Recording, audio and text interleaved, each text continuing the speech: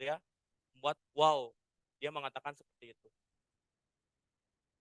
Nah, ini balik lagi tadi, terus pokoknya ini kuncinya ya, saya jelaskan ini kuncinya design thinking ini sangat-sangat kunci bagi bisnis kita bisa sukses karena kita paham design thinking menurut saya ya. Karena tadi, jika, eee, produknya jelek kan kita bisa riset lagi memastikan bahwa produknya sudah sangat-sangat bisa diterima di pasar dengan cara tadi, melakukan ideate, prototype, tes ulang-ulang terus sampai benar-benar orang itu pasti puas. Karena ternyata datanya seperti ini ya, konsumen Indonesia menceritakan hal positif tentang sebuah produk kepada 7 orang, sedangkan menceritakan hal negatif suatu produk kepada 11 orang. Jadi, ya bayangkan kalau kita bikin produk asal-asalan ternyata tidak menyelesaikan masalah dia gitu ya, dia akan memviralkan bahkan ke lebih banyak orang daripada ketika dia puas. Nah, ternyata gini, ini mohon maaf ya untuk, saya ngambil ngutipnya di Al-Qur'an, ternyata di Al-Qur'an itu ada kunci sukses berbisnis juga, Quran surat An-Nisa 9. Jadi di sini itu gini, ternyata ada hubungannya antara yang berwarna merah dengan yang berwarna biru. Jadi, ini menurut saya kunci sukses berbisnis karena gini, janganlah kalian saling memakan harta sama kalian dengan jalan yang batil. Terus ternyata di sini ada hubungannya dan janganlah kalian membunuh diri kalian sendiri. Jadi kita itu nggak boleh sekali membuat produk yang jelek, karena itu kan berarti kita membuat produk yang batil. Orang akan tidak puas atau mungkin gambarannya seperti ini, kita bayar 30.000 tapi benefit yang dia dapatkan adalah misalkan hanya 20.000. Berarti kan kita mau makan yang 10.000-nya. Nah, itu tuh tidak boleh. Terus di sini ada solusinya supaya kita sukses itu, kecuali dengan jalan perniagaan yang berlaku dengan suka sama suka di antara kalian. Sungguhnya Allah adalah Maha Penyayang kepada kalian. Jadi menurut saya ini kuncinya. Pertama kita tidak boleh batil, produk kita harus betul-betul memuaskan dan kuncinya itu adalah kita suka sama suka. Maksudnya gimana? Pertama, customer kita harus puas terhadap produk kita, wajib sekali puas ya. Kemudian tidak hanya customer-nya juga, kita juga sebagai pebisnisnya harus puas, harus untung juga. Tidak boleh kita misalkan customer saja yang untung tapi kita tidak untung, tidak. Ternyata, Allah tidak menginginkan seperti itu, menginginkan kita puas, orangnya juga puas. Jadi menurut saya ini kuncinya, pokoknya kita harus terus memuaskan customer kita gitu ya. Nah tadi what is the solution, kemudian how big is the market? Kita juga harus menghitung seberapa besar market pada bisnis tersebut. Supaya apa? Supaya kita bisa punya gambaran, kalau kita masuk ke bisnis ini kita bakal punya uang berapa banyak gitu ya, atau akan seberapa besar marketing, operation yang kita akan lakukan seperti apa, itu dengan kita mengetahui how big is the market. Nah dihitung total total market kita kita itu berapa gitu ya, harus benar-benar dihitung, harus ada datanya, harus dicari datanya. Pasti ada di internet, kalau nggak ada nyari sendiri, kalau nggak ada nyari sendiri, harus ada sampai punya bayangannya clear seperti ini. Misalkan saya untuk satu platform jadi ASN, itu kan bimbel untuk CPNS 2000 untuk CPNS ya, itu tuh tahun kemarin ada 3,7 juta orang yang mendaftar. Berarti kan ini calon market saya. Kalau saya kalikan dengan rata-rata mereka membayar 200.000, jadi di bimbel ini tuh kalau dengan cara sistem yang online, saya mungkin mendapatkan 740 miliar setahun. Jadi kita harus punya gambaran seperti ini, berapa target market kalian di bisnis kalian, terus coba kalikan gitu ya, itu potensial yang bisa kita mungkin dapatkan.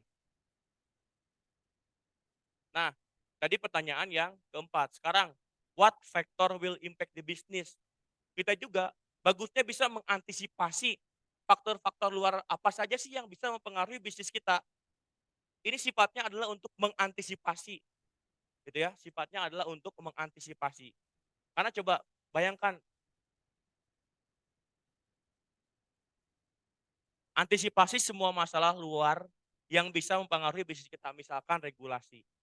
Misalkan saya bisnis yang jadi ASN itu, ternyata jadi ASN faktor luar yang berdampak untuk saya itu adalah pemerintah. Karena misalkan yang kemarin 2022 pemerintah tidak membuka CPNS. Tapi itu kita harus, mengantisipasinya dengan cara apa gitu ya. Misalkan dengan cara paket kita bisa jadi 2 tahun dan lain-lain. Intinya faktor luar itu harus diantisipasi supaya bisnis kita bisa tetap berjalan meskipun ada faktor luar tersebut. Terus misalkan, nah misalkan cuaca nih, misalkan jualan es krim di cuaca yang dingin, itu kita harus mikirin gimana sih antisipasinya. Kan ada juga bisnis-bisnis es krim, terus wisata misalkan. Wisata kan biasanya nggak ramai kalau lagi hujan gitu ya. Itu kita harus bisa mengantisipasinya dengan fitur-fitur seperti apa yang bisa kita berikan supaya menghandle masalah ini. Jadi bisnis kita harus siap mengantisipasi setiap ada faktor luar yang mungkin menghambat bisnis kita. Jadi coba pikirkan, apa sih yang bisa menghambat? Biasanya bisa jadi misalkan bisnis kita butuh sumbernya. Nah, misalkan ternyata sumbernya itu sekarang sedikit, itu kita juga harus berpikir kepada sumbernya. Kan masa nanti ketika orderannya banyak, sumbernya tidak ada, itu kan berarti masalah juga buat kita. Kita harus mencari tahu antisipasi-antisipasi yang bisa kita lakukan supaya ketika ada hambatan dari luar, kita sudah punya solusinya. Nah, tadi pertanyaan yang kelima. Yang keenam, why do people choose you? Ternyata kita juga harus tahu, harus bisa memberikan produk ya. Kenapa sih orang itu lebih memilih kita daripada yang lain? Kita harus punya keunikan dari produk yang kita berikan.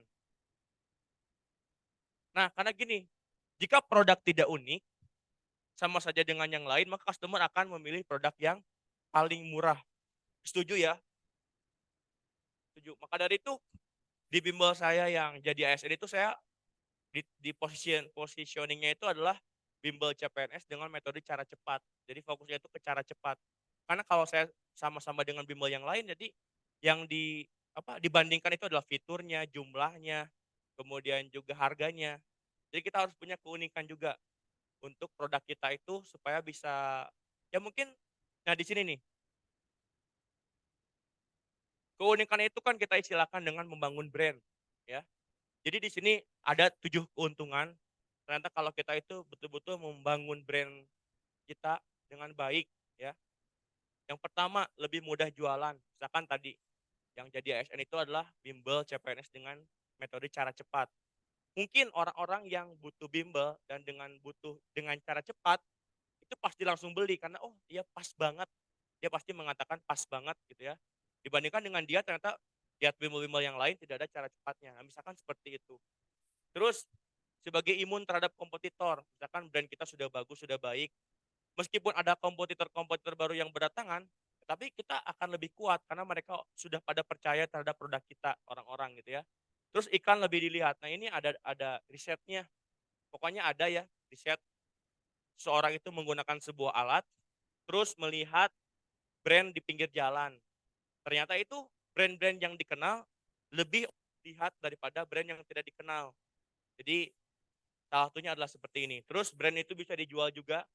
Banyak perusahaan-perusahaan yang menjual brand-brandnya saja, nama brandnya saja, gitu ya. Itu juga bisa dijual. Nggak bisa bangkrut. Kenapa nggak bisa bangkrut? Karena kan gini, kalau misalkan kita jualannya benar, selalu memuaskan pelanggan-pelanggan kita punya tidak database-nya? Nomor WA-nya kita punya tidak? Harusnya punya ya, setuju ya? Misalkan atau jangan seperti itu, misalkan saya jualan gorengan di pinggir jalan. Orang-orang itu sudah percaya kepada saya kalau kalau produknya itu bagus, enak dan lain-lain. Terus ternyata saya tidak jualan gorengan lagi, saya jualannya yang setuju kan orang customer yang sudah ada itu mungkin bisa jadi beli produk yang lain, setuju ya? Nah, kira-kira seperti itu. Terus brand juga bisa memberi sugesti, mempersepsikan sebuah produk dengan brand bisa jadi mahal banget karena persepsi. Terus bisa juga untung lebih besar karena tadi kita jadinya tidak perang harga kalau kita membangun brand. Wah, ini panjang ya kalau misalkan dibahas semua. Nah, namanya itu ada Neima brand development. Dimulai dengan pertama itu kita membuat brand blueprint, pengen seperti apa, terus melakukan janji, kita pengen menyelesaikan masalah apa, membuat janjinya, terus setelah dibuatkan janjinya, kita terbentuk persepsi dari pelanggan, setelah terbentuk persepsi, ya kita produknya harus bagus, itu dalam proses proof delivery gitu ya. Hingga pada akhirnya ternyata produknya betul, produk yang dia bayarkan di atas ekspektasinya, hingga akhirnya adalah dia loyal dan profit gitu ya. Ini alangkah baiknya belajar lagi, namanya itu adalah Neima brand development gitu ya. Nah, jadi pada intinya bisnis ini kan betul-betul berkompetisi, betul? Bisnis ini kayak seperti perang. Bayangkan saja kalau produk kita jelek ya pasti orang tersebut itu pasti mencari produk orang lain, setuju ya? Maka dari itu, kita itu harus berada pada zona kemenangan, berada pada winning zone. Penting sekali kita itu harus selalu menganalisis kompetitor kita. Menganalisis kompetitor kita itu penting, kita juga memahami customer itu penting. Karena tadi, kita harus berada pada winning zone. Kalau kita tidak memperhatikan kompetitor kita, bisa jadi kita sudah kalah ternyata, dan tidak ketahuan kalau kita sudah kalah. Maka dari itu ya bagusnya tuh terus dianalisis kompetitor kita sudah sejauh mana. Bahkan ya bagusnya ada divisi yang khusus menangani itu, fokus menganalisis kompetitornya. Karena tadi kita harus berada pada winning zone ini. Nah, apa yang dianalisis dari kompetitor kita? Banyak ya, produknya, orang-orangnya, prosesnya, partnernya, place-nya, promotion-nya. Ini banyak banget. Pokoknya dianalisis kompetitor-kompetitor kita itu sudah di mana. Misalkan gini, misalkan di bimbel saya gitu ya, ternyata bimbel CPNS yang lain itu seminggu itu awalnya mereka itu memberikan 3 kali live Zoom ya. Ini kompetitor saya 3 kali live Zoom. Sedangkan bimbel saya itu cuma memberikan 1 kali live Zoom. Berarti saya kalah ya, setuju ya? Saya posisinya kalah ya. Nah, jadi tadi supaya bisa menang kalah itu harus menganalisis kompetitornya. Nah, setelah saya tahu keadaan kompetitor seperti itu ya, saya tinggal bikin. Jadi sekarang orang lain seminggunya 3 kali, dengan saya seminggu sekarang di bimbel JDS jadi 20 kali pertemuan. Dengan seperti itu kan saya selalu memposisikan diri bisnis ini tuh sebagai bisnis yang berada pada winning zone. Jadi gitu sistemnya gitu ya. Ini yang bisa kita analisis, pokoknya semuanya dianalisis dari kompetitor kita, apa yang mereka menang, apa yang kita kalah, apa yang bisa dipelajari dari mereka, kita harus selalu menang dalam hal apapun. Nah, karena gini, ternyata ada quotes dari Sun Tzu. If you know the enemy and know yourself, you need not fear the result of 100 battles. Kalau kamu tahu musuhmu, kompetitormu, kamu tidak perlu takut untuk mendapatkan hasil dari 100 peperangan. Kenapa? Karena tadi sudah pasti menang. Karena kita sudah tahu, oh orang lain itu bagusnya di bagian ini. Kalau sudah tahu orang lain bagusnya di bagian ini, ya kita berarti harus lebih bagus lagi daripada mereka. Kita bikin program-program yang memastikan produk kita itu lebih bagus daripada mereka. Orang lain lemah di bagian ini, oh berarti kita harus maksimalkan bagian ini. Hingga pada akhirnya semua aspeknya itu kita selalu menang gitu ya. Setuju ya? Nah bahkan ini, every battle is won before it's fought gitu ya. Jadi semua peperangan itu akan dimenangkan sebelum bertanding. Kenapa? Karena tadi, oh kita sudah menganalisis semua kompetitor di bisnis ini itu seperti ini, terus kita bikin di semua sektor, kita selalu menang gitu ya. Kita berarti akan pasti menang, seperti itu. Terus tadi kita sudah berbicara pada nomor yang keenam. Sekarang nomor yang ketujuh, how do you sell your product? Ini juga harus kepikir, gimana sih cara kita untuk menjual produk kita. Sekarang kita bikin produk tapi nggak tahu cara jualnya kan bingung juga gitu ya. Maka dari itu, nih saya jelaskan bagaimana marketing-marketing yang bisa kita lakukan. Jadi ada 2 tipe marketing. Yang pertama adalah funneling marketing, yang kedua adalah flywheel marketing. Ya, silakan yang fokus di bagian ini. Yang pertama bagian funneling marketing. Nah, funneling marketing itu kan dari istilahnya funnel itu adalah corong ya, betul ya. Jadi kita gini, menempatkan di paling atas itu berapa sih target market kita. Ini beda-beda setiap bisnis, tergantung bisnisnya sendiri kan, produknya sendiri. Misalkan saya 3,7 juta pejuang CPNS, karena ini datanya tadi target market kita. Terus, ini kan berarti mereka posisinya adalah belum tahu. Tuh ya, belum tahu. Tugas kita gimana ya? Berarti kita harus mengubah dari belum tahu ini menjadi tahu. Caranya gimana? Misalkan, eh, customer menjadi kenal atau tahu produk kita. Jadi konten viral, FYP, gula yang pas, produk yang pas. Jadi gini, jadi kita harus menarik berapa target market kita yang belum tahu menjadi tahu. Terus dari sudah tahu ternyata proses perjalanan jual barang itu tidak hanya sampai situ. Kita harus kan tahu aja gitu ya, itu belum belum belum beli. Dari tahu itu kita harus mengubah ke mau beli. Misalkan dari yang belum follow jadi follow akun sosmed kita. Kenal sosmed kita, masuk grup, mengkonsumsi konten-konten kita, ini adalah orang-orang yang masih berada pada zona mau beli. Jadi belum beli, masih mau beli. Biasanya orang juga ketika mau beli belum beli. Mereka harus kita arahkan lagi menjadi yakin beli. Semakin percaya produk dengan testimoni dan hal-hal yang lain yang membuat percaya. Jadi kita harus mengubah lagi dari mau beli menjadi yakin beli. Caranya gimana? Misalkan dengan cara tadi diberikan testimoni, diberikan gambaran bahwa produk kita berkualitas. Jadi orang sudah dari cuman sekedar mau jadi yakin. Terus beli, yakin beli juga ternyata belum memastikan orang beli, harus jadi yakin beli. Yakin beli gimana? Ya misalkan tiba-tiba kita membuat promo gitu ya, ataupun apapun itu yang, menjadi semangat dia untuk beli semakin cepat. Nah itu kita harus punya caranya, mereka orang-orang yang dari yakin beli menjadi benar-benar beli. Nah, setelah beli, ya ini kebanyakan orang kalau misalkan kan ada ya bedanya pedagang dan pebisnis. Kalau pedagang, pedagang itu adalah orang orang yang benar-benar cuman dagang saja, cuman jualan saja, dia tidak berpikir bahwa memastikan customer tersebut yang beli menjadi langganan kita. Nah, bedanya dengan pebisnis, jadi kalau yang pedagang itu dia tidak tidak memastikan customer puas. Bahkan mungkin pikirannya, ya udah seadanya aja, jual udah lepas gitu ya. Tapi kalau pebisnis itu adalah dari waktu ke waktu, dia itu adalah ternak langganan atau ternak pelanggan. Kenapa? Karena dia produk yang diberikan sudah pasti puas, sudah pasti di atas ekspektasinya. Kemudian dari waktu ke waktu mungkin di saat di awal ya yang beli beberapa orang, tapi karena produknya puas, terus-menerus itu jadi tadi ternak pelanggan gitu ya, ternak, pembeli. Hingga yang belinya itu ya dari waktu ke waktu akan semakin banyak. Nah ini yang disebut dengan funneling marketing. Jadi tadi, nah ini gitu ya, untuk bisa mengubah dari belum tahu ke tahu, ini kan tadi butuh konten viral. Maka dari itu, nih saya jelaskan juga mengenai cara membuat konten viral. Artinya berarti gimana? Berarti kan kita harus paham algoritma sosmednya, betul? Jadi gini, cara membuat konten viral itu, sistemnya, algoritmanya itu seperti ini. Ketika ketika video kita di-upload, konten tersebut itu akan dikirimkan ke tier satu. Tier satu itu biasanya 10 sampai dengan 100 orang, gitu ya. Kemudian TikTok mengevaluasi apakah konten ini bagus ataupun tidak bagus. Kalau saya sebagai TikTok kan pasti saya akan membagikan video yang bagus kepada lebih banyak lagi. Tapi kalau saya sebagai TikTok ada konten yang tidak bagus, apakah saya membagikan kepada yang lain tidak? Tidak ya, karena kan kontennya sudah jelek, jadi tidak dibagikan lagi. Nah, apa yang dievaluasi? Yang paling penting adalah watch time. Watch time itu adalah waktu tonton.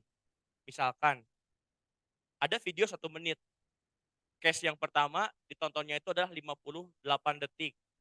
Terus video yang kedua 1 menit, tapi ditonton 3 detik. Mana yang lebih orang tertarik? Yang mana? Ya yang 58 kan? Nah itu yang dinamakan dengan watch time, waktu tonton. Artinya kalau kita ingin video kita viral, kita harus memastikan orang tersebut menonton dari detik pertama sampai dengan paling akhir, video kita sampai akhir. Kalau kita semakin memastikan, orang tersebut bisa menonton sampai dengan akhir, itu akan viral. Mungkin coba dicek, saya juga punya followers 370.000 di TikTok. Silakan kalian mungkin yang mau follow, follow juga. Namanya Aditya_Master Tutor. Coba ya yang pegang HP silakan buka TikTok saya, 360 ribuan followers. Caranya tadi, cara konten adalah tadi, pokoknya harus memastikan customer itu menonton sampai dengan akhirnya. Setuju ya? Nah, kalau ternyata bagus dengan indikator watch time tadi bagus, maka performa konten bagus layak di-boost ke tier FYP berikutnya. Tadi kan konten kita baru dikirimkan ke 100 orang. Kalau bagus ternyata akan dikirimkan ke tier 2, misalkan 1.000 orang. Kalau ternyata dikirimkan ke 1.000 orang dan masih bagus, ya dia akan memboost lagi ke tier ketiga, ke 10.000 orang, ke 100.000 orang, ke jutaan orang. Prinsipnya seperti itu. Tapi kalau ternyata konten kita itu performa jelek, TikTok tidak boost konten ke tier FYP selanjutnya. Karena tadi kan videonya jelek, masa sama TikTok dia ke lebih banyak lagi. Setuju ya? Nah, jadi ini cara untuk tadi paham algoritma sosmed. Kemudian yang penting juga menurut saya ketika merintis bisnis ini adalah kita harus memahami SEO, Search Engine Optimization, gitu ya. Kenapa ini penting? Karena gini, kan kita bukan artis, setuju ya? Kita bukan artis. Kalau artis, mungkin bisa jadi konten yang dia lakukan, meskipun tidak dioptimasi, orang-orang itu akan menonton sampai akhir video. Setuju tidak? Karena kan dia sudah kenal, dia kepo, penasaran, "Ih, apa sih si artis ini?" Gitu ya. Maka dari itu mungkin kalau artis ya bisa bisa tidak menggunakan SEO. Tapi, kalau kita yang merintis bisnis, menurut saya kita penting sekali untuk memahami SEO, ya.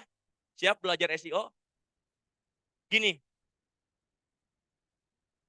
bagaimana sih cara SEO bermain? Jadi gini,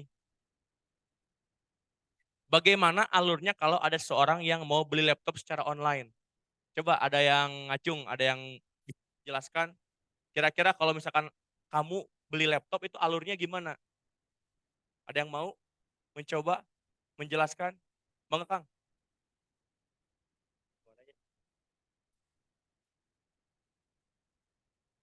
Jam berapa ini ya, Pak? Gimana? Oke, jadi biasanya kalau misalnya saya pribadi kalau mau beli laptop kan, pertama-tama pasti nyari dulu, spesifikasi laptop yang emang saya butuhkan gitu ya. Bisa tuh saya nyari di Google. Saya di Google misalnya saya mau cari laptop merek Asus ataupun Samsung. Nah, terus ketika udah di Google biasanya tuh kan yang sering muncul tuh kalau misalnya enggak yang toko oranye, toko ijo tuh. Yang di Indo tuh yang paling sering muncul kan. Nah, biasanya saya pilih aja dari yang kayak banyak reviewnya bagus, tokonya terpercaya dan segala macam, baru beli, Pak. Paling kayak gitu, Pak, alur kalau misalnya saya beli laptop kayak gitu. Ya, tepuk tangan ya. Siapa namanya, Kang? Agis? Oh iya. Follow ya akun saya ya nanti ya. Agis. Nah, jadi betul tadi ya, alurnya ya. Jadi balik lagi, kita harus ke customer center design, human center design. Gimana sih alur? Katanya Agis tadi buka Google dan lain-lain nyari gitu ya. Nah, kira-kira gambarnya seperti ini kan. Pasti itu kalau orang nyari, pasti mereka bisa nyari dengan kata kunci tertentu, bisa di sosmed, di e-commerce atau Google. Setuju ya? Setuju ya? Misalkan nih, misalkan dengan kata kunci laptop 5 jutaan, ya. Laptop 5 jutaan, ini beda-beda gimana terserah masing-masing. Jadi tadi balik lagi kita harus mikir, customer itu nyari dengan kata kunci apa gitu ya. Misalkan nih laptop 5 jutaan. Nah, cara bermain SEO ini, ketika orang mencari kata kunci tersebut laptop 5 jutaan, maka konten yang tersedia haruslah semuanya milik kita. Dari paling atas sampai paling bawah mentok. Misalkan kita nyari di sosmed, diketik kata kunci tertentu. Misalkan tadi laptop 5 jutaan. Tugas kita kalau kita merintis bisnis, dari paling atas sampai paling bawah mentok, semuanya haruslah konten kita. Coba apa yang terjadi kalau dari paling atas sampai paling bawah mentok semuanya konten kita. Coba ada yang berani menjawab lagi apa yang terjadi?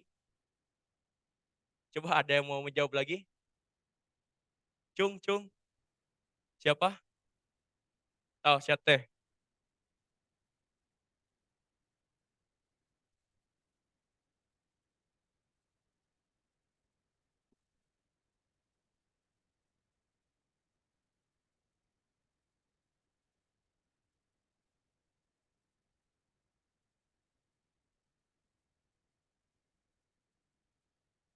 Iya izin menjawab. Jadi kalau misalnya, dari atas sampai bawah itu yang keluar konten kita semua, di saat orang cari ya, kemungkinan besar orang itu pasti akan lebih percaya gitu terhadap produk yang kita jual. Dan kemungkinan besar pasti akan membeli produk yang kita jual. Apalagi kalau ratingnya bagus gitu. Oke. Makasih Teh Aulia ya, ya teman-teman.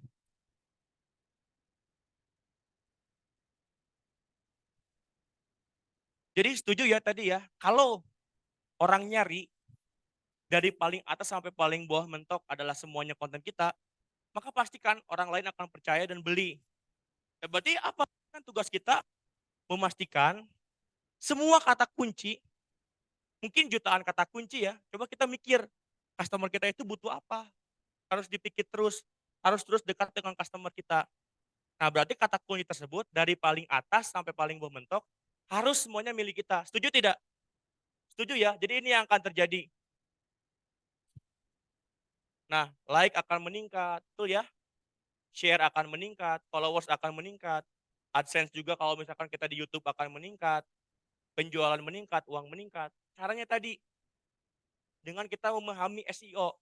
Dari paling atas sampai paling bawah mentok dengan kata kunci tertentu, itu adalah milik kita, gitu ya.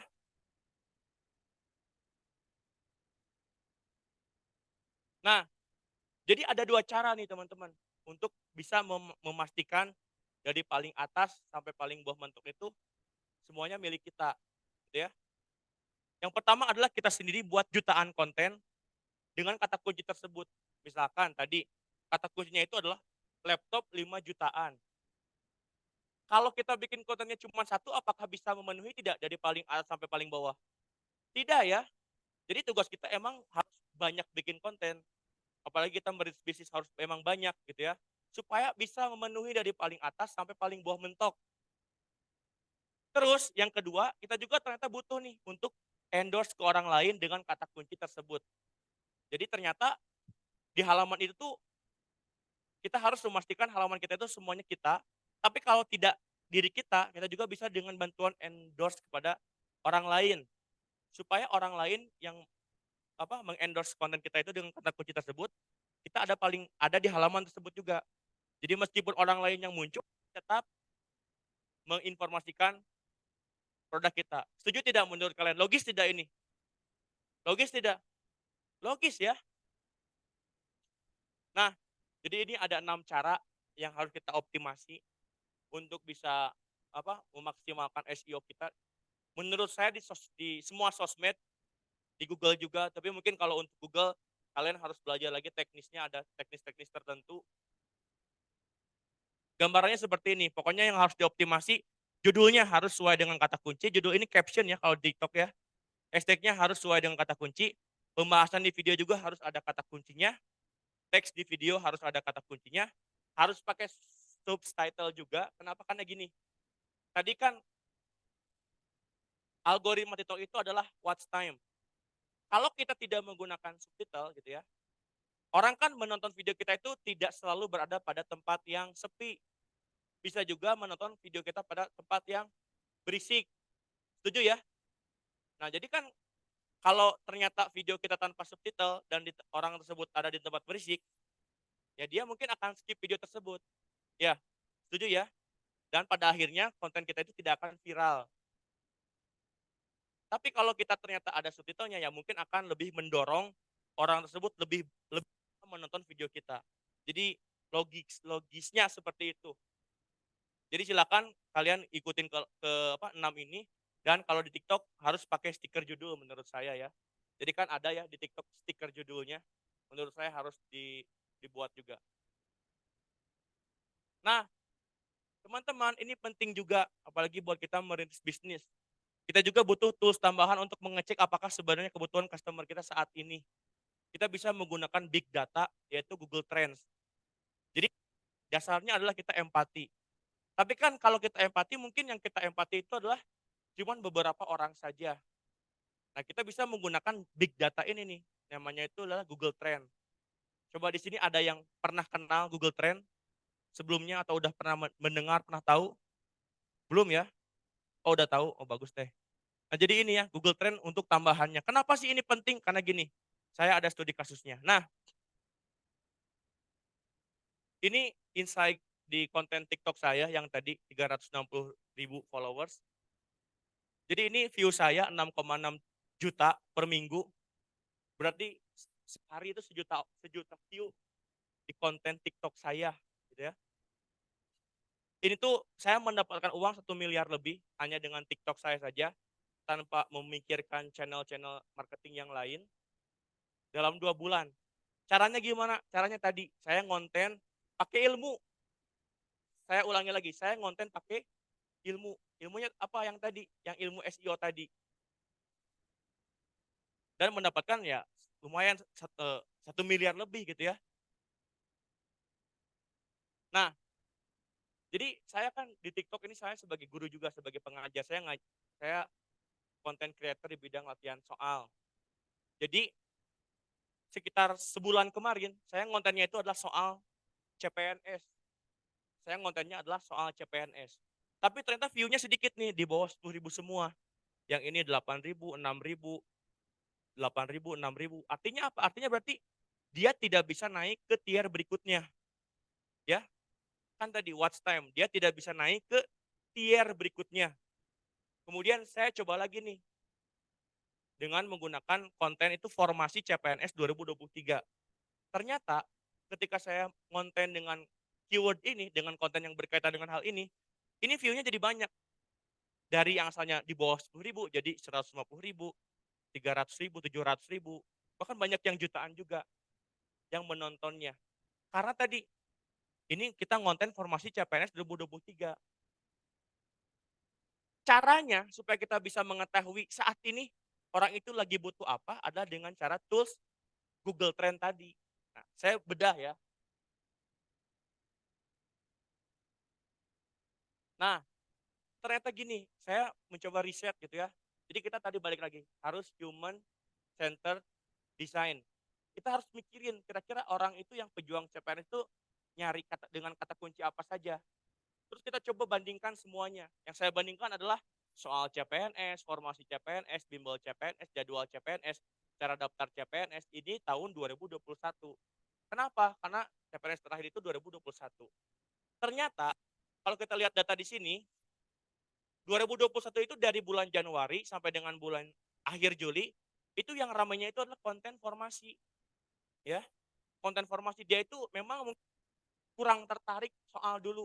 Karena gini, memang ternyata setelah didalami, orang itu mau belajar CPNS kalau sudah ada kuotanya, namanya itu formasinya.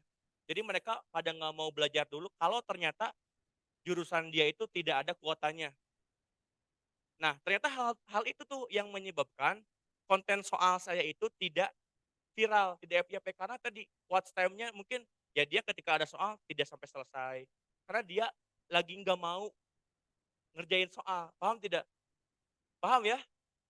Nah, caranya gimana tadi? Dengan cara terus kita, eee, riset di Google Trends ini. Coba kita masukin, orang itu pada saat ini tuh butuh apa. Makanya tadi, saya di awal mengatakan kita harus membuat konten dengan gula yang pas. Kenapa pas? Karena tadi, beda sepersekian gram juga itu jadi beda. Karena sangat sensitif. Kenapa sangat sensitifnya? Karena tadi, balik lagi, algoritma, ada watch time. Kita harus benar-benar mengenal customer kita, saat ini tuh mereka butuh apa. Nah, kalau kita benar-benar sudah kenal mereka, sudah benar-benar tahu kebutuhan mereka, dan kita buat kontennya, kemudian dianalisis dengan Google Trend betul-betul cocok, dengan keyword ini lebih banyak daripada keyword yang lain. Nah, berarti ya kita pasti menang, kita pasti dibeli.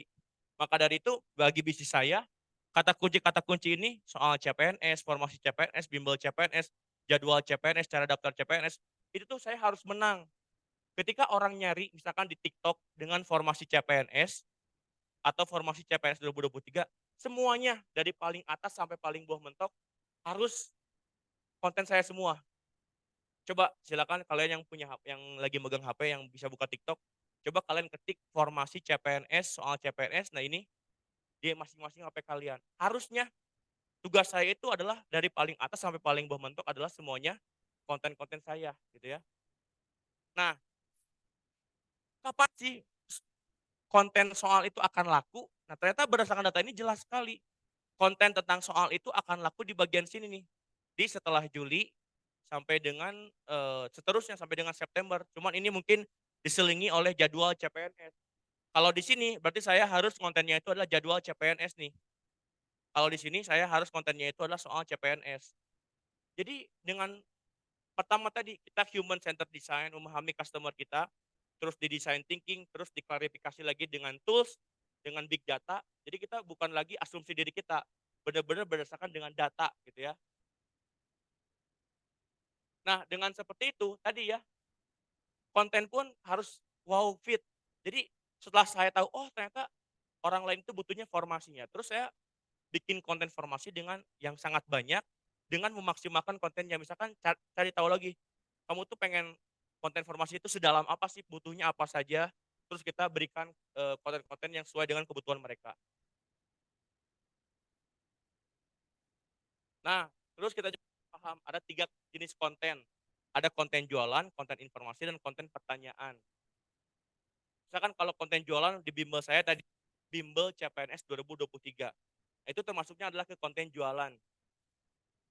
Berarti kan konten jualan saya ketika diklik, ketika dicari bimbel CPNS, itu paling atas sampai paling bawah mentok haruslah konten saya, ya. Terus konten informasi, nah, kan orang juga nyari informasi. Misalkan tadi, formasi CPNS, jadwal CPNS, syarat CPNS, dokumen CPNS, itu juga harus kita buat kontennya, karena tadi traffic-nya gede banget. Dan yang terakhir adalah konten pertanyaan. Ini sama dengan informasi, cuman sistemnya adalah pertanyaan. Misalkan, kan ada orang yang ngetiknya itu jadwal CPNS, ada orang yang ngetiknya itu adalah kapan jadwal CPNS. Itu tuh sesuatu yang berbeda gitu ya. Nah, tadi saya sudah menjelaskan gambarannya berkaitan dengan funneling marketing. Yang saya inginkan, coba kalian perdalam lagi materi tersebut di YouTube banyak sekali. Mungkin kalau ada buku, cari bukunya, pahami lebih lanjut mengenai marketing funneling tadi. Sekarang saya akan lanjut ke bagian marketing flywheel. Kalau marketing funneling tadi, itu kan ada tahapannya ya. Nah, kalau misalkan marketing flywheel ini, kita bisa membuat orang membeli produk kita tanpa tahapan yang tadi. Tadi kan banyak banget, belum tahu, menjadi tahu, jadi mau beli, jadi yakin beli, beli, dan beli lagi. Nah, kalau dengan marketing flywheel, bisa jadi orang itu tidak mengikuti urutan tersebut, langsung beli gitu ya. Caranya gimana nih? Nah, balik lagi marketing flywheel adalah marketing yang fokus kepada kepuasan pelanggan. Karena gini datanya. Nah, ini tuh ada data bahwa ternyata di dunia ini orang-orang yang paling dipercaya itu adalah sesuai dengan urutan ini, dokter dan lain-lain sampai ke bawah. Sedangkan salesperson atau marketer itu adalah yang paling tidak dipercayai gitu ya oleh customers kita. Maka dari itu iklan itu adalah hal yang paling tidak dipercayai sebetulnya. Kalau iklan ya, iklan. Nah, maka dari itu karena orang sudah mungkin sekarang sudah sangat banyak sekali iklan-iklan, sudah mulai tidak percaya iklan, ya tugas kita adalah harus membuat tadi customer yang puas yang banyak. Kenapa sih itu penting yang saya jelaskan. Ternyata lebih dari 80% konsumen Indonesia lebih mempercayai rekomendasi teman. Jadi marketing flywheel itu adalah marketing yang fokus pada rekomendasi teman. Kasarnya seperti itu ya. Coba bayangkan, betul tidak seperti ini? Misalkan kita sudah mengkonsumsi sebuah barang, teman kita kebetulan butuh, terus dia nanya kepada kita, "Kamu beli ini apa?" Terus sama kita dijelaskan, produk itu ya benar-benar bagus, membantu. Apakah dia langsung beli tidak? Langsung beli tidak? Biasanya kan langsung beli, setuju ya? Teman kita yang kita rekomendasikan kan langsung beli. Nah, itu adalah marketing flywheel. Jadi kita fokus kepada kepuasan pelanggan.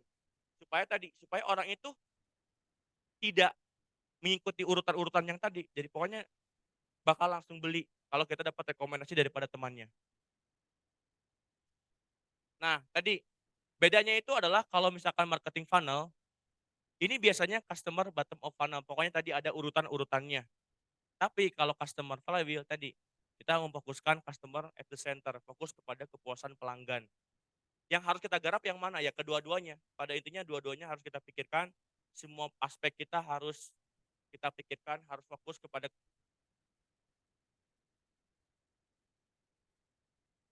produknya atau servisnya benar-benar pas dengan kebutuhan customer kita. Nah, terus yang lainnya ini ada banyak ya, kita selanjutnya mungkin kalau udah gede bisa menggunakan email, radio, TV, terus brosur dan lain-lain. Ini kenapa saya tidak bahas ya, karena ini kalau misalkan bisnis kita sudah mulai membesar. Tadi kalau bisnis kita lagi merintis, menurut saya yang paling penting adalah kita bisa membangun konten, konten organik tadi dengan kita memberikan gula yang pas terhadap customer kita.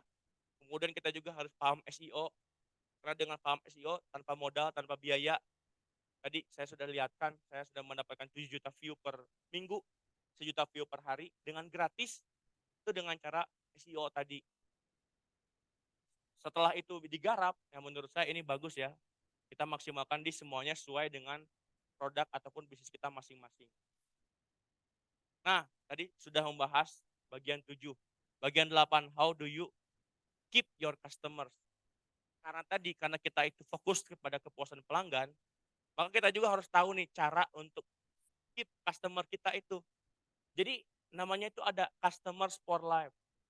Customers for life itu satu customer itu tidak boleh ada yang bocor. Semua customers itu harus benar-benar beli lagi, beli lagi, beli lagi. Meskipun dia tidak beli lagi, kan mereka itu adalah yang mau mereka pada yang lain. Namanya customers for life. Caranya gimana? Pertama tadi, intinya balik lagi, kita harus memuaskan pelanggan kita. Pokoknya pelanggan kita harus benar-benar puas. Terus kita juga harus buat customer loyalty program. Atau bikin program-program, misalkan potongan khusus buat yang sudah beli, beli lagi. Itu penting sekali buat tadi. Kan customer yang sudah beli, kita sudah punya database-nya. Terus kita juga harus buat CRM-nya, Customer Relationship Management. Jadi gini, bedanya pedagang sama pebisnis, mungkin kalau pedagang ketika orang beli ya udah dilepas aja database-nya, pelanggannya sudah dilepas. Tapi kalau pebisnis masih ada apa? Kerjaan-kerjaan yang lain. Namanya itu adalah ini CRM. Supaya apa?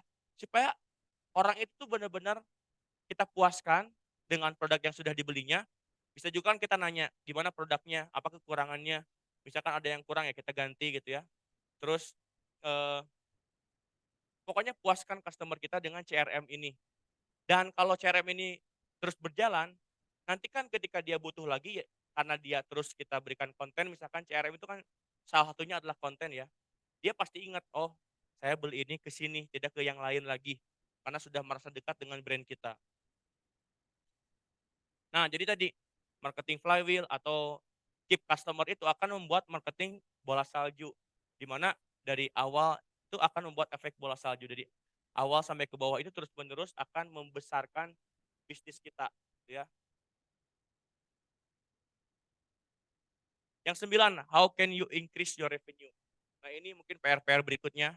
Kita juga harus bisa kebayang kalau kita ngambil di bisnis ini, di produk yang seperti ini, ke depannya kita pengembangannya akan seperti apa.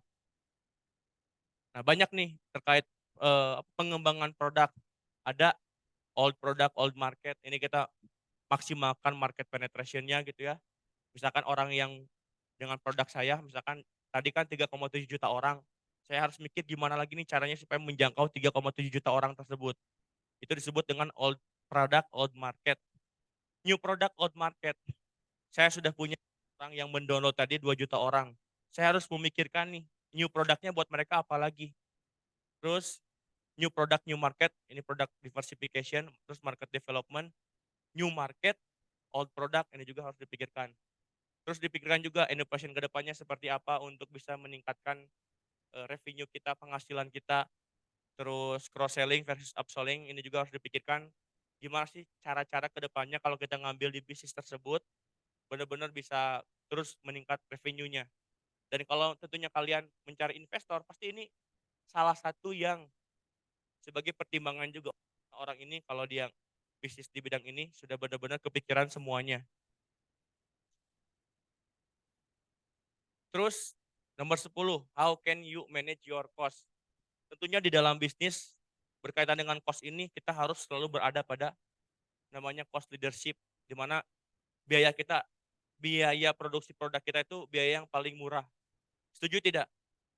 Karena dengan biaya paling murah, ya tentu kita bisa menggunakan sisa biaya tersebut dengan cara apa? Dengan cara bersaing dengan yang lain. Kompetitor kita akan mudah kan? Kalau kita dengan modal murah ya pasti produknya juga bisa mungkin lebih murah daripada yang lain. Atau mungkin biaya yang digunakan untuk produksi, kalau kita biaya produksinya rendah, kita bisa gunakan untuk marketing atau untuk membahagiakan karyawan kita, sisa biayanya. Jadi kita harus mikir nih bagaimana cara-cara untuk cost leadership ini.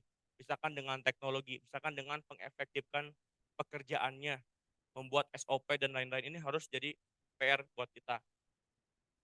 Yang 10, what is your core resources? Ini harus dipikirin. Kayak tadi gitu ya, ini hampir sama dengan what factor will impact the business. Kita harus mikirin kalau kita buat produk tersebut, itu tuh sumber intinya itu apa? Jangan sampai kita akan bisnis di bidang itu, tapi sumber intinya terbatas.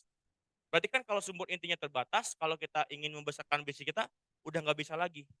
Nah, jadi kita tuh disuruh untuk memikirkan sumber intinya itu apa.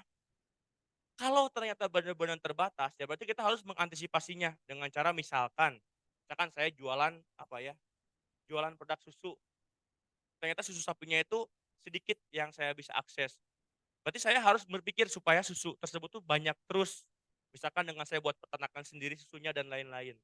Itu adalah untuk menjawab pertanyaan yang ini. Misalkan yang lain lagi, misalkan saya jualan tas tapi dari bahan kulit buaya atau kulit binatang apapun itu. Kita juga harus mikirin sumbernya, apakah sumber itu tuh akan terus ada atau tidak. Kalau terus ada ya berarti aman, tapi kalau tidak, tadi balik lagi, kita harus mikirin antisipasinya seperti apa, karena ketidakadaannya core resources ini akan membunuh bisnis kita.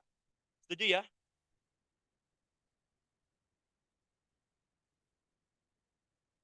Dan yang ke-12, how do you develop your team? Ini juga harus dipikirin cara kita mendevelop tim kita. Karena tentunya tim kita sangat menjadi aset ya untuk penghasil cuan buat kita, tapi mereka juga harus bahagia bekerja di tempat kita. Setuju ya? Nah, ini ada namanya total person.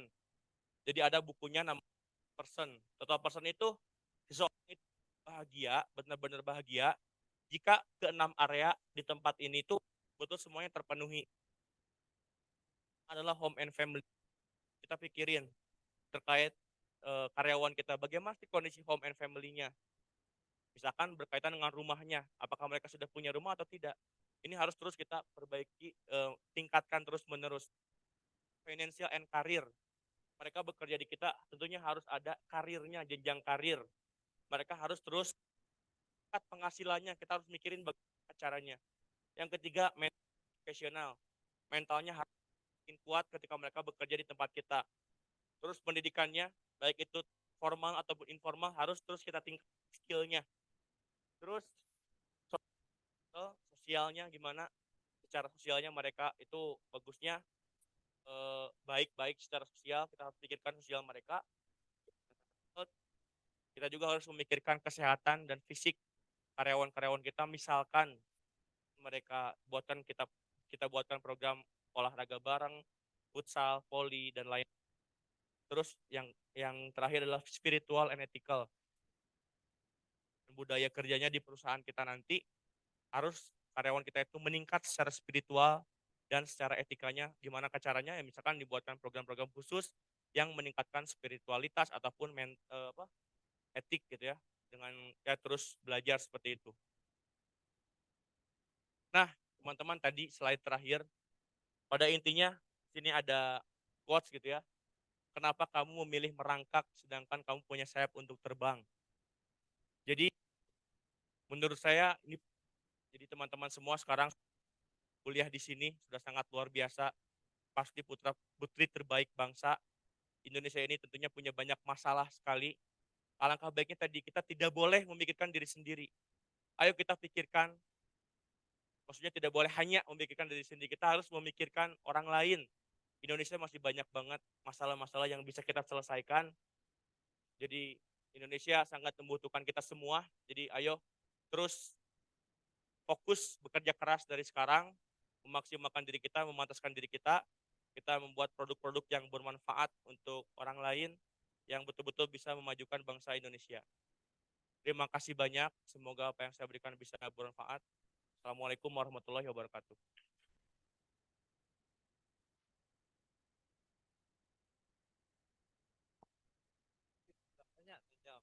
Oke, aplaus kembali buat Kang Adit ya.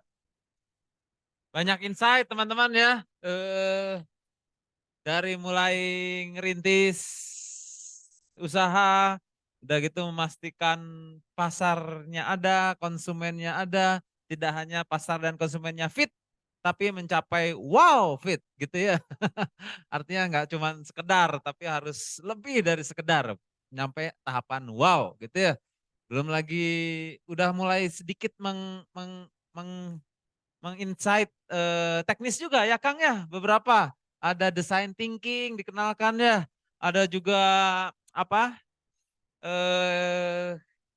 pengalaman dari usernya gitu ya, dari pagi sampai malam nih user nih ngapain aja gitu ya, kalau seandainya mencari laptop di di di di di komputer itu seperti apa perjalanannya tahap bertahap gitu ya. Dan juga sedikit teknis juga bagaimana menghasilkan 1 miliar pertama hanya melalui medsos saja, dan itu pun tanpa iklan, tanpa bayar apapun ya, secara organik, menarik ya.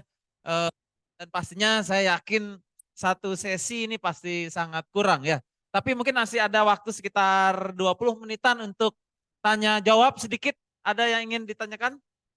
Ini dulu nih. Perempuan, ladies first, animal behind. Oh enggak. Baik, bismillahirrahmanirrahim. Nama saya Veronica Lovina Ayu, saya dipanggilnya Vero, Pak. Vero, heeh. Saya dari Universitas Pajajaran, kebetulan tuan rumah, dari Fakultas Ekonomi dan Bisnis. Kebetulan saat ini saya sudah punya, usaha yang baru mau saya bangun juga kebetulan. Terus yang mau jadi pertanyaan saya adalah saat ini untuk saya mau mengajak orang lain menjadi tim saya, atau ibarat kata kayak seperti tadi ada tim 3 orang itu pertama kali ya.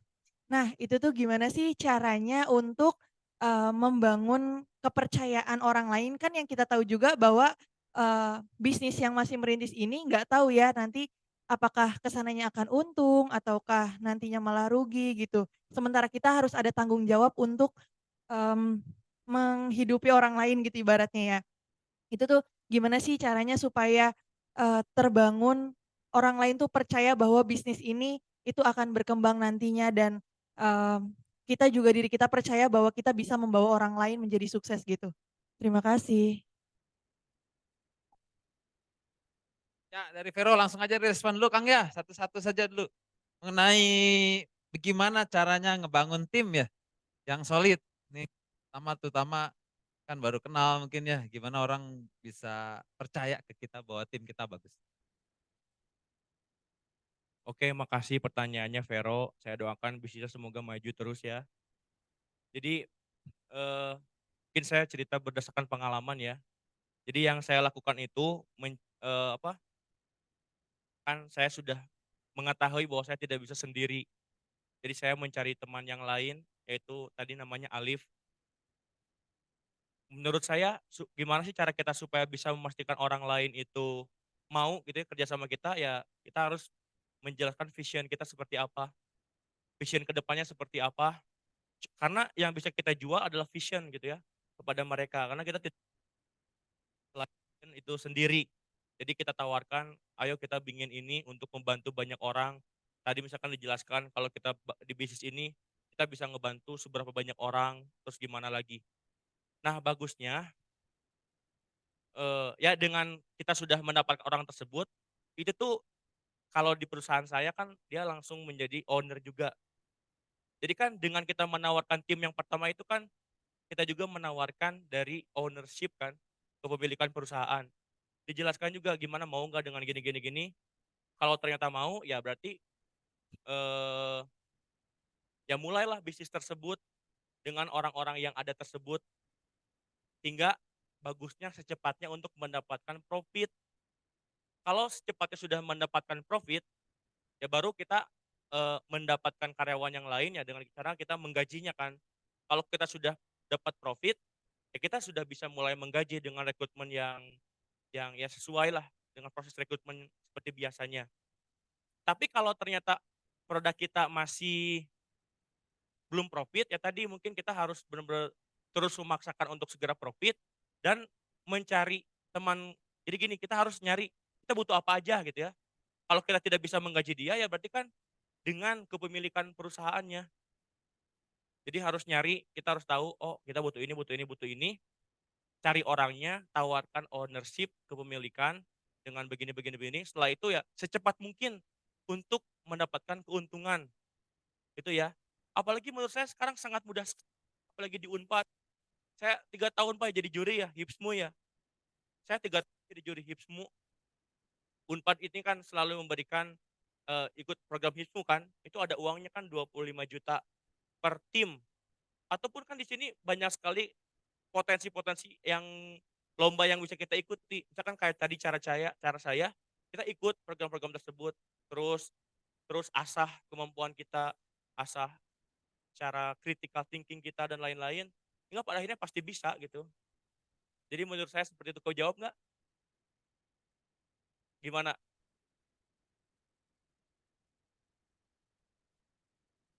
Coba tidak terjawabnya di Oke, nuhun. Kalau tadi Vero penasaran bagaimana sih mencari tim buat usahanya, meyakinkan usahanya. Saya justru lebih penasaran bagaimana Kang Adit ini bisa meyakinkan istrinya di semester 4 ya Adit ya untuk menikah meskipun statusnya mahasiswa semester 4. Nah, tapi nanti itu mungkin di belakang panggung aja ngobrolnya kita. Tapi ya itu intinya harus cari yang satu visi ya, satu mimpi.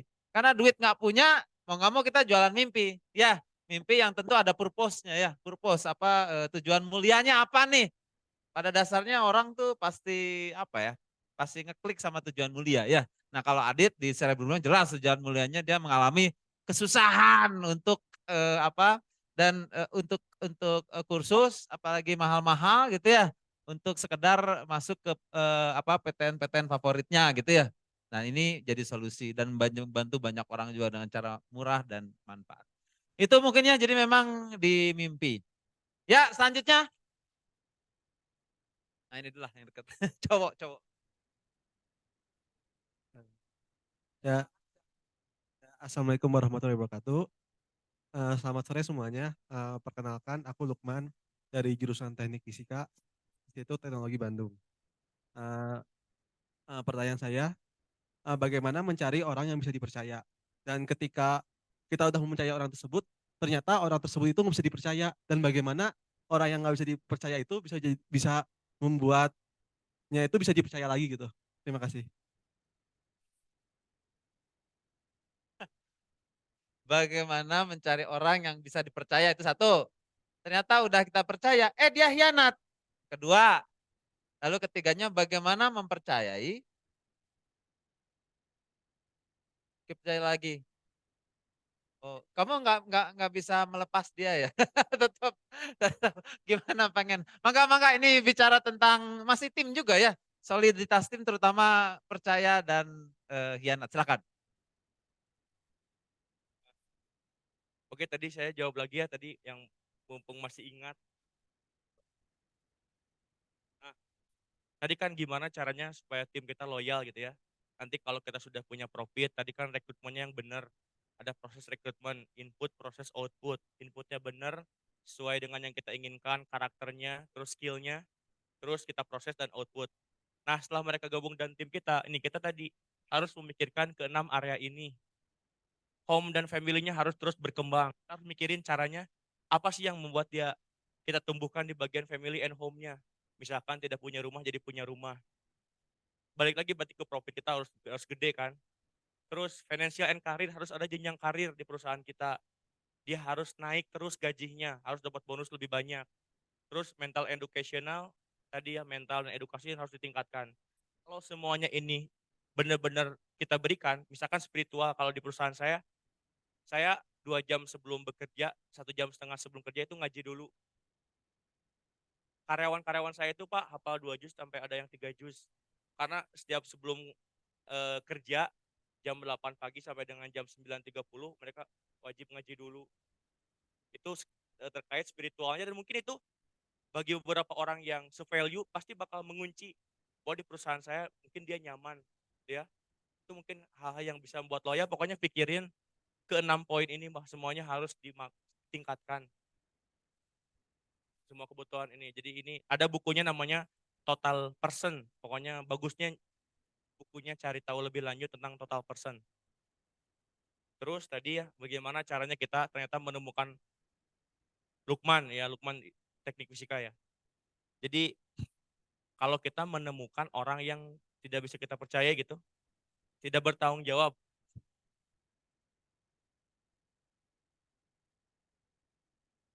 Oh, nah jadi ini mungkin dalam proses rekrutmen gitu, pembuatan tim gitu ya. Jadi ya sebetulnya kalau dalam pembuatan tim tadi sudah gambarannya kalau kita ingin mendapatkan tim ada input, proses, output. ketika mendapatkan orang sebagai tim itu, kita harus pikirin dulu job desk-nya untuk dia apa, terus karakter-karakter yang budaya perusahaan di perusahaan kita itu nanti ke depannya seperti apa, dan lain-lain, terus skill-nya juga harus cocok dengan kita. Seperti itu. Terus kita proses dengan tadi kita bikin apa, bikin, hal-hal yang bisa kita berikan buat dia, diproses orang tersebut hingga dia akan menghasilkan sebuah hasil maksimal. Kalau ternyata setelah dia berlanjut, ternyata dia tidak cocok dengan kita, ya kan sebetulnya mudah karena di dalam perusahaan ketika orang baru masuk pekerjaan, itu ada tahapannya kan.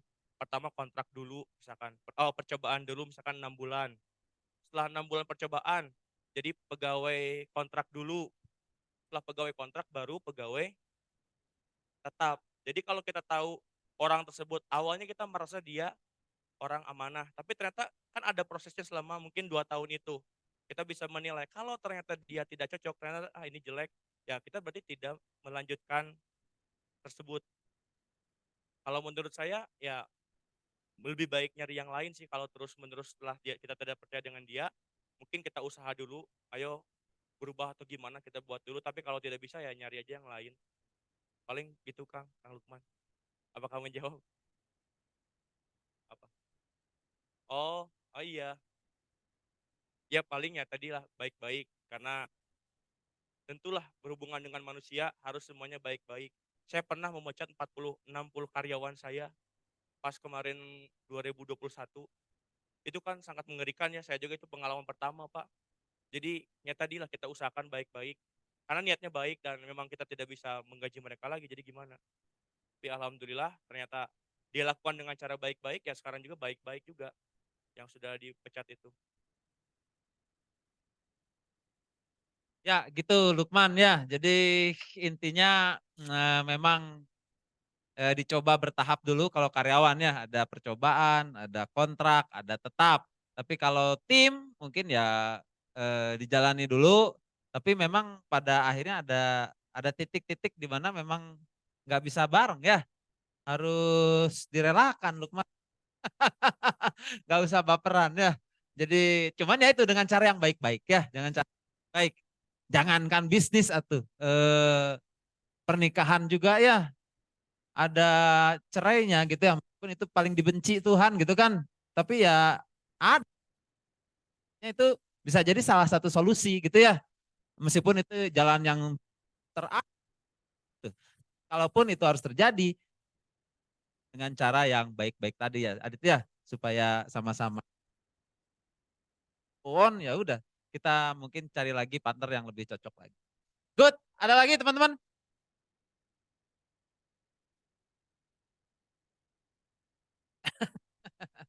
Ini rada agresif nih. Oke, bismillahirrahmanirrahim. Assalamualaikum warahmatullahi wabarakatuh.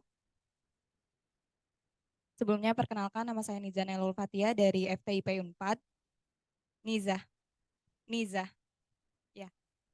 Mungkin pertanyaan pertama itu, tadi kan membahas tentang design thinking ya Kang. Ada empathize, terus juga mungkin agar kita lebih tahu permasalahan di sekitar, produk kita juga user centric, dan menghasilkan job dividend yang sama dengan customer kita. Tapi terkadang kan hasil dari produk itu tuh mungkin nggak sesuai passion kita ya Kang. Misalnya permasalahannya A, mungkin solusinya B yang sebenarnya passion kita tuh di C gitu. Apakah kita harus memaksakannya atau langkah kita bagaimana atau kayak konsep ikigai yang apa yang dunia butuhkan, apa yang kita minati dan apa yang kita bisa dapat uang dari situ kayak gitu sih Kang. Mungkin itu pertanyaan pertama. Kedua itu tentang Cerebrum, boleh nanya nggak Kang? Mungkin kan sekarang kita tahu nih kalau misalnya seleksi untuk universitas itu udah berganti menjadi TPS aja Kang. Gimana sih agar Cerebrum tuh tetap bertahan karena seleksinya mungkin lebih mudah dan gimana caranya seperti itu mungkin. Terima kasih. Oke, Niza nih menarik nih Kang. Pertama itu tadi udah digali konsumen ternyata itu, tapi kita nggak kehatean gitu. Jadi mending kita nurutin dalemin kebutuhan konsumen gitu ya, atau kita cari aspek lain yang kita happy ngejalaninnya. Nah antara bisnis dan happy. Lalu yang kedua tentang serum ada perubahan antara itu. Apa gimana menangani? Silakan. Oke Niza, dari Unpad ya? Tadi tentang apa tadi? Oh, iya iya iya. Ya, kan sebenarnya itu. Iya, jadi eh kan tadi mungkin udah nyebutin juga ada ikigai ya. Ada 4 poin, 4 area yang kita harus klop semuanya. Kalau ada satu area pun yang kita tidak termasuk di dalamnya, ya nanti dia ketika merilis kan bakal ngos-ngosan lah. Bahkan mungkin akan berhenti di tengah jalan. Jadi menurut saya untuk yang merintis bisnis awal ini ya bagusnya adalah mencari apa bisnis yang sesuai dengan ikigainya masing-masing, dengan ikigainya sendiri diri sendiri kan. Jadi menurut saya lebih bagus nyari ide yang lain lagi gitu. Tapi sebetulnya yang sesuai dengan ikigainya. Tapi coba cari gitu ya. Sebetulnya kita itu ingin ingin niat apa gitu. Tapi kan tadi saya udah tahu udah empati itu ya. Saya ingin membantu. Kalau kasusnya di diri saya ketika saya ingin membantu membantu orang-orang masuk PTN, saya jadi sangat semangat sekali. Mungkin bisa jadi eh, si Nobel purpose-nya itu kurang greget gitu mungkin di bagian itu. Kalau Nobel purpose-nya, vision-nya benar-benar besar banget, menurut saya bisa jadi mungkin semuanya juga, semua halangannya juga bisa dihindari gitu. Tapi bagusnya tadi sih nyari yang pas aja, karena itu kan ada risetnya juga. Kalau tidak sesuai di badan 4 itu, dia akan ngos-ngosan, atau dia akan berhenti di tengah jalan. Oh iya ya, gimana ya? Bagusnya ada dikeluarin slide-nya ya. Bentar ya, saya buka dulu.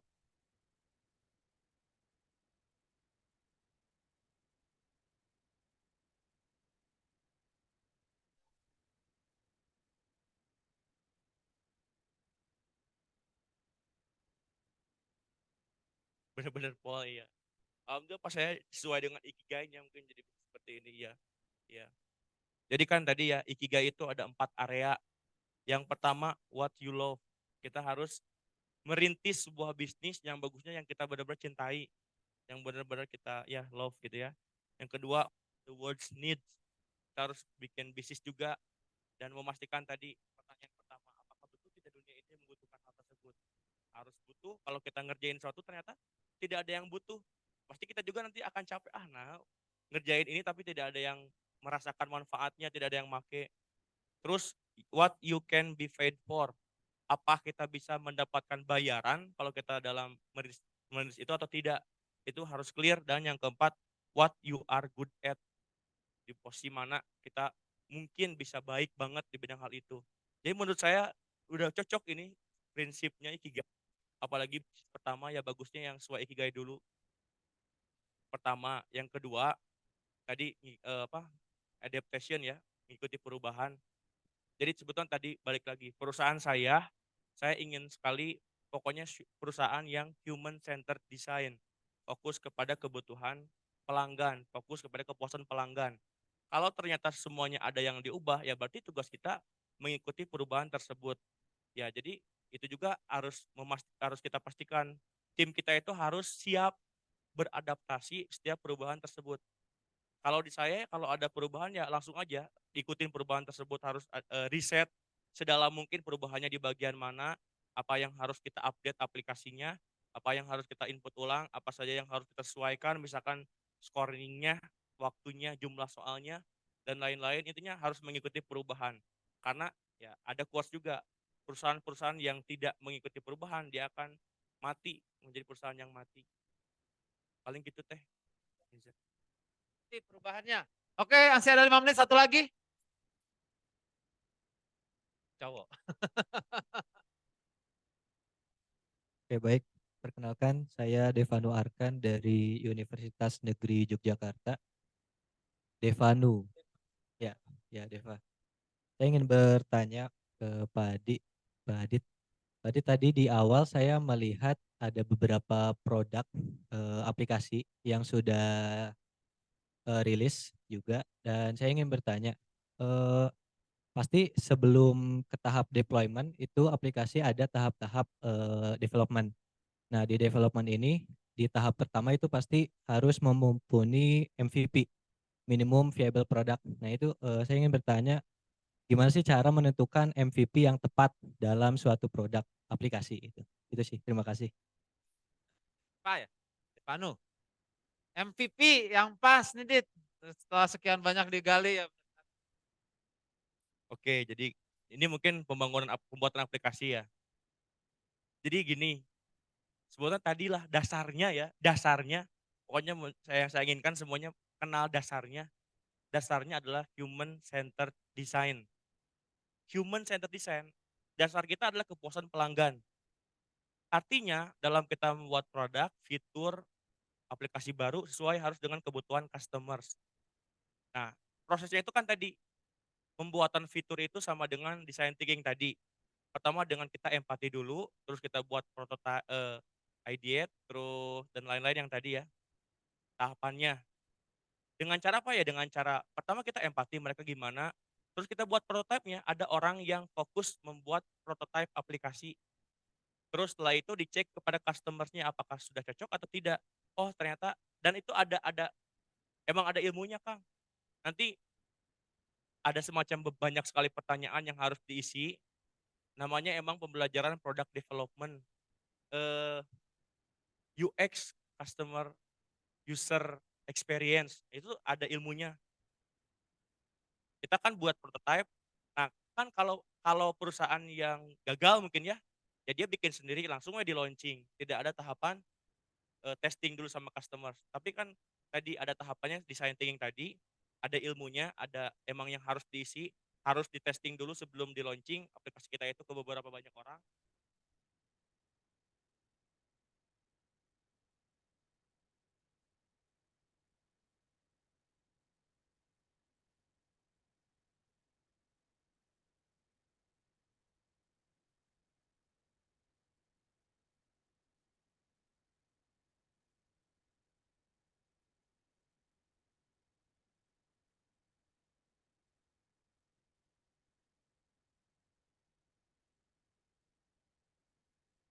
Oke, menarik nih. Aplaus buat kita semua teman-teman.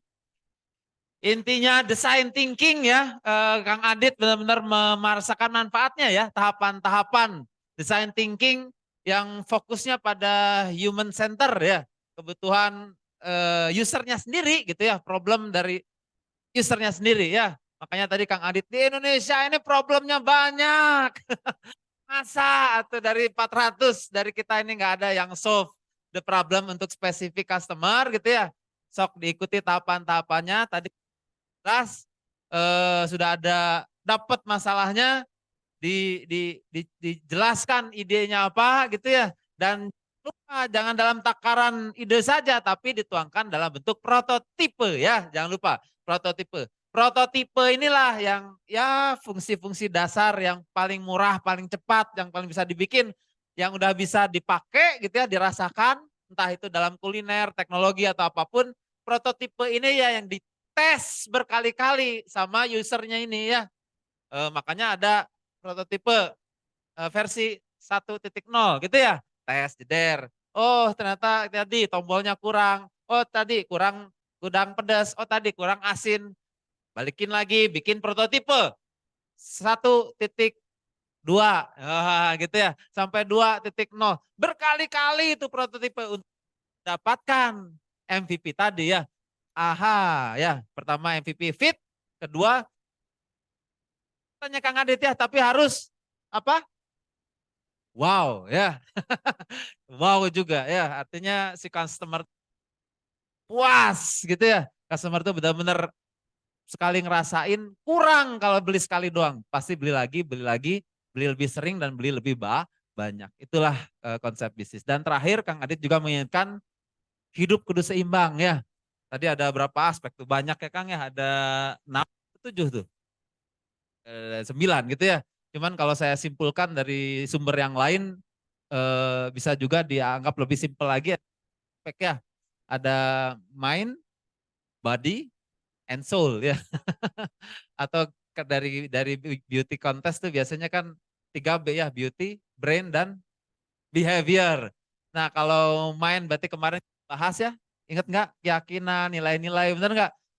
Dari pikiran tuh ya, Kan kalau body mau nggak mau olahraga lah ya, gimana pun juga kan waktu pertemuan pertama sama tim psikolog ya, bahwa emosi kita gantung sama motion ya, gerakan. Jadi Anda kan waktu 5 menit aja buat olahraga apapun lah ya, gerak seluruh tubuh, asal rutin dilakukan tiap hari, itu efeknya gede ya buat buat kesehatan jiwa kita, tubuh, dan terakhirnya soul itu bicara purpose ya. Cari dong, Anda hidup ini manfaatnya apa gitu ya. Makanya di awal tadi lagi-lagi Kang Adit nanya, siapa di sini punya dream book? Kang siapa namanya? Dari di pagi itu? Kang Rizky juga sama ya, saya juga punya dream book.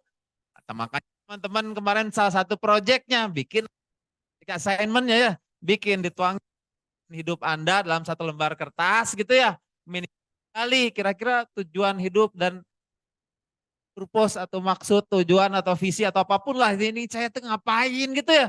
Yang kira-kira yang patut saya perjuangkan berdarah-darah. Kalau kecapai itu benar-benar nangis gitu ya. Kalau nggak kecapai juga nangis gitu ya. Benar-benar terkait posisi Anda di purpose itu gitu. Harusnya sih lebih apa ya, lebih semangat lah hidup ya. Anda juga lebih bisa pilih kegiatan yang manfaat buat purpose Anda gitu ya. Mana kegiatan yang emang ya cuma selingan doang. Begitu juga dengan purpose ini, dengan visi ini, kadang-kadang bisa nyeleksi teman juga teman-teman ya. Ya tadi kata Mas Lukman ya, kadang-kadang kalau kita sudah punya visi, ya yang tadinya sahabat pun bisa jadi pisah ya, gara-gara tidak satu visi lagi gitu. Tapi ya udah, bisnis as usual ya, nggak usah baperan. Kan di awal-awal Anda udah ada project rejection terapi ya. Jadi ya jalan saja gitu. Tetap terus konsisten, teguh gitu ya.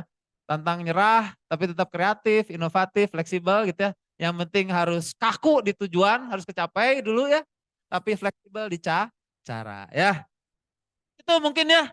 Baik sekali Kang Adit buat insight-nya, plus buat kita semua. Hari ini seksi cukup ya untuk sekedar cari modeling ya dari sektor food industry dan sektor teknologi ya. Banyak sekali model, banyak lagi insight gitu ya. Tapi saya yakin satu sesi ini ya pasti kurang Kang. Pasti ini masih satu semester jalan. Jadi jangan kapok nanti kalau suatu saat diundang lagi untuk mengisi. Tapi sesinya mungkin tidak lagi ceramah, lebih banyak konsultasi nanti Kang Adit ya. Karena saya yakin ini tadi banyak sekali yang mau nanya, tapi apa daya waktu terbatas. Karena memang nih di awal-awal lebih banyak ke paparan dulu ya, diskusi sedikit. Nanti kita siapkan sesi khusus untuk diskusi, konsultasi dalam sesi bisnis klinik namanya guys. Ya seperti itu. Baik, sekali lagi terima kasih. Kita hari ini cukup sampai di sini dulu ya. Istirahat teman-teman ya. Nanti kita besok ketemu lagi jam 9 untuk diskusi awal dulu ya. Pemateri jam 10 ya. Itu kita datang, kita impor pematerinya dari Jawa Timur ya, jauh ya. Ada yang di sini dari Jawa Timur? Oh, dari sini ada ya Jawa Timur ya. Sebagian. Oh, itu dia ya. Nanti ngobrolnya nyambung ya sama teman-teman se-Jawa Timur. Bonek nih ya. Aduh, bonek rada bersahabat sama Bobotoh ya. Baik, sekali lagi kita tutup dengan yel-yel yang meriah. Siap teman-teman, wirausaha merdeka. Oke, aplaus buat semua. Terima kasih. Sampai ketemu besok. Oh ini ya Pak. Ya, mulai ya. Ini kita langsung isi presensi, karena kan belum isi presensi. Ya, mangga silahkan. Mau di mana? Mau di sini, depan? Hah? Dari mana dulu nih? Dari mana?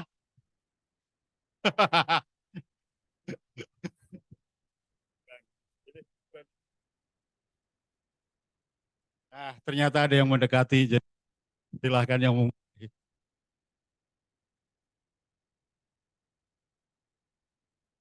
Jangan dikasih nomor, kalau gitu mau dibagikan jangan dikasih nomor ya. Biar nanti nomornya berurut. Gak usah dikasih nomor ya.